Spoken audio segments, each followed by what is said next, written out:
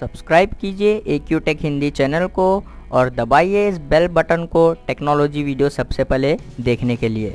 Hello friends, welcome back to my channel. दोस्तों आज की इस वीडियो में मैं आपको बताने वाला हूं दोस्तों, अगर आपके पास फेसबुक में ये एरर आ रहा है फेसबुक कीप स्टॉपिंग, तो इस एरर को कैसे रिमूव कर सकते हैं, तो इस वीडियो को एंड तक देखते रहिए।